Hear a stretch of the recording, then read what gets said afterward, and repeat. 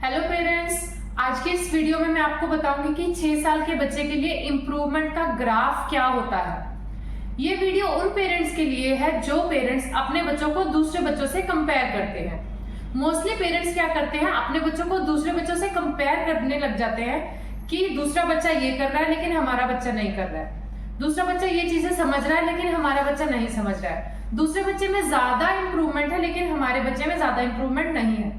So parents क्या करते हैं, कंपैरिजन तो कर देते हैं लेकिन उन्हें इस इंप्रूवमेंट के जो पीछे का कारण है, जो रीजन है, उन्हें नहीं पता होता है। सो हर बच्चे की इंप्रूवमेंट के अलग अलग रीजन है, अलग अलग कारण हो सकते हैं। फॉर एग्जाम्पल, कुछ पेरेंट्स ऐसे बोलते हैं कि हमारा बच्चा पिछले 1 साल से थेरेपी ले रहा है, हमारा बच्चा इतने लंबे समय से आ रहा है लेकिन उसमें कोई ज्यादा इंप्रूवमेंट नहीं है, और जो नया बच्चा आया 4-5 महीने से उसमें ज्यादा इंप्रूवमेंट है। तो अब बात ये है, क्वेश्चन ये है कि जो बच्चा 1 साल से थेरेपी ले रहा है, क्या वो कंटिन्यूसली थेरेपी ले रहा है या फिर बीच में ब्रेक दे देकर थेरेपी ले रहा है? क्योंकि पेरेंट्स क्या करते हैं, बच्चों को 2 दिन थेरेपी पर लेकर आते हैं, 1 दिन छुट्टी करवा देते हैं, फिर पूरा वीक लेकर आते हैं, फिर 1-2 दिन छुट्टी करवा देते हैं, या फिर पेरेंट्स कहीं घूमने चले जाते हैं 1 हफ्ते के लिए, 2 हफ्ते के लिए, तो बच्चों में जो है वो थेरेपी में गैप आ जाता है। कुछ पेरेंट्स खुद से बोलते हैं कि मैम हम 1-2 महीने का गैप लेकर देखना चाहते हैं कि बच्चा घर पे क्या करेगा क्या नहीं करेगा, और वो फिर से रिजॉइन करते हैं, तो बच्चा जो आता है हमारे पास 0 आता है, नील होके आता है, और वो हमें फिर से प्रोसीजर जो है शुरू से स्टार्ट करना पड़ता है। सो ये सब बहुत सारे रीजन है जिसकी वजह से कि हर बच्चे में इंप्रूवमेंट अलग अलग तरीके से होती है। फॉर एग्जाम्पल, हर बच्चे का जो है एज डिफरेंट होती है, हर बच्चे के सिम्टम्स डिफरेंट होते हैं, हर बच्चे का अंडरस्टैंडिंग लेवल डिफरेंट होता है। सो ऐसे बहुत सारे रीजन हैं जिनकी वजह से अलग अलग बच्चों में अलग अलग तरह से इंप्रूवमेंट होती है। सो अब मैं आपको एक ग्राफ एक्सप्लेन करके दिखाती हूँ। जैसे 2 साल के बच्चे में 100% इंप्रूवमेंट के चांसेस होते हैं और बच्चे का नॉर्मल होने के चांस भी होते हैं। जब बच्चा 2 साल का होता है तो उसमें 100% आपको रिजल्ट मिलेगा और बच्चा नॉर्मल भी हो सकता है। क्यों?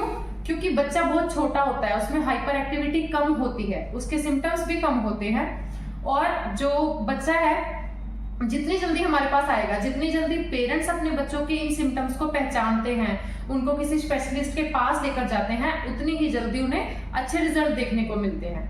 इसीलिए हम बोलते हैं early assessment, early intervention.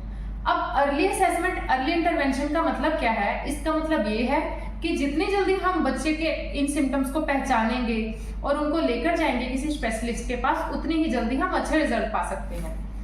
So same ऐसे ही 3 साल के बच्चे में 90% इंप्रूवमेंट के चांसेस होते हैं, 4 साल के बच्चे में 80%, 80% चांसेस होते हैं, और 5 साल के बच्चे में 70% इंप्रूवमेंट के चांसेस होते हैं, 6 साल के बच्चे में 60% चांसेस होते हैं, और 7 साल के बच्चे में सिर्फ 50% चांसेस होते हैं। अब आप यहाँ पर देख सकते हैं कि जो 6 साल से या फिर 7 साल से 6 साल के जो ऊपर के बच्चे हैं उनमें सिर्फ 60 to 50% ही चांसेस होते हैं। क्यों होते हैं? क्योंकि जब बच्चा 5 या 6 साल से बड़ा हो जाता है तो उसके सिम्टम्स भी बड़े हो जाते हैं, बच्चा बहुत ज्यादा हाइपर एक्टिव हो जाता है। फिर इस समय जो थेरेपिस्ट है उनको भी बच्चे को संभालना थोड़ा सा मुश्किल हो जाता है, और फिर कुछ पेरेंट्स जो है इम्पेशेंट हो जाते हैं कि हमारा बच्चा कब ठीक होगा, बच्चे में कब इंप्रूवमेंट आएगी।